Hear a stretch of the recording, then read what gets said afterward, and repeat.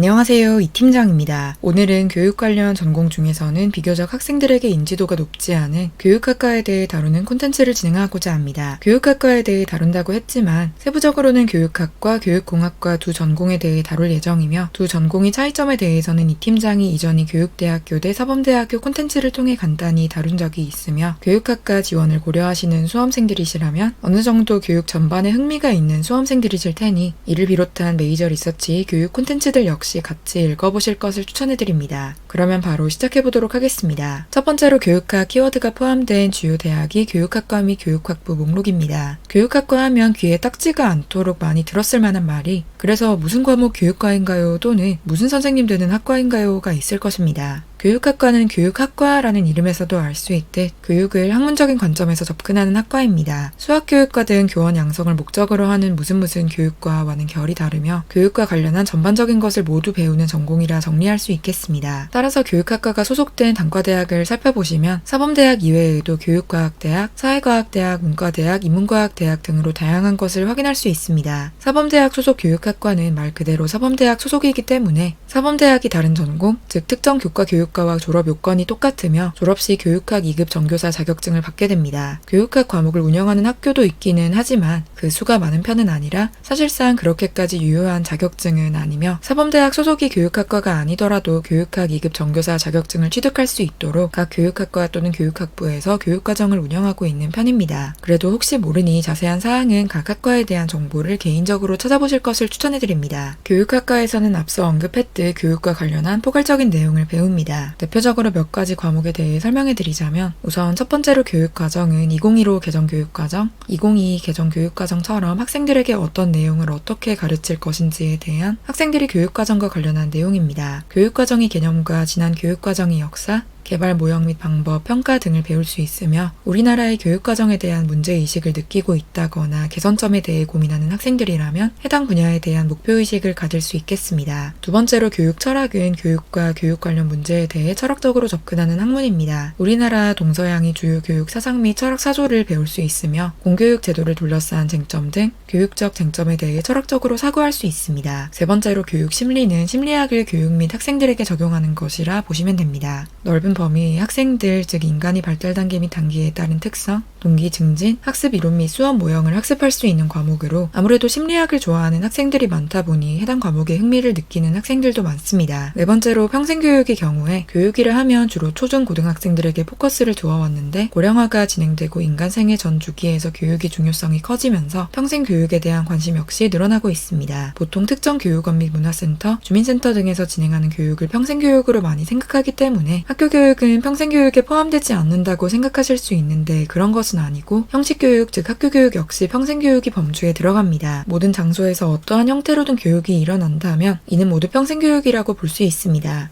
그렇기는 하지만 아무튼 평생교육 관련 과목의 경우 주로 성인 학습자들의 특성 그리고 이들을 위한 평생교육 프로그램의 개발, 운영 등을 배우게 됩니다. 그 외에도 교육행정, 교육사회 등 다양한 과목이 있지만 이 정도만 정리하고 넘어가도록 하고 이처럼 포괄적인 학문을 학부 과정에서 다루다 보니 교육학이 세부 분야를 더 깊게 파고들어서 전문가가 되고자 하는 학생들은 주로 대학원에 진학하는 경우가 많습니다. 배우는 과목을 보면 느낌이 오시겠지만 어떤 과목을 가르치는 방법론에 대해 배운다기보다 정말 교육이라는 분야를 학문적으로 탐구하는 전공이다 보니 특정 과목의 교편을 잡고 싶은, 즉 선생님이 되고 싶은 학생들은 교육학과보다는 특정 교과 교육과를 더 추천해드립니다. 물론 사범대학 소속 교육학과에 지원하는 학생이라면 교육학과를 주전공으로 택하고 다른 교과 교육과를 이중전공 또는 복수전공하여 교육자의 길을 걷겠다는 목표를 세울 수 있고 실제로 다른 사범대학 전공을 복수전공하여 실제 선생님이 되는 학생들도 꽤 있습니다. 그렇지만 생활기록부를 봤을 때 예를 들어 누가 봐도 국어 선생님이 되고 싶어서 국어와 국어 교육에 대해서만 파놓은 경우라면 교육학과에서는 진짜 교육학에 관심이 있다기보다 성적 이슈로 교육학과에 지원했구나 하는 것을 눈치챌 수 있다는 뜻입니다. 교육 전반에 대해 관심을 가지다가 특정 과목에 대한 흥미로 해당 과목 교육과에 진학하는 것은 비교적 자연스러운데 그 반대 방향은 어색할 수도 있기 때문에 특정 과목에 대한 교사를 꿈꾸었다 교육학과로 전공을 돌리고자 하는 학생들은 그 방향성에 대해 잘 고찰해보시는 것이 좋겠습니다. 특정 교육과를 지망하다 교육학과를 지망하게 된 학생이든 원래 교육학에 관심이 있는 학생이든 간에 가장 직관적으로는 교육 현안에 대한 관심, 교육에 대한 문제의식 정도는 가지고 있는 것이 좋을 것입니다. 어렵다면 앞서 설명해드린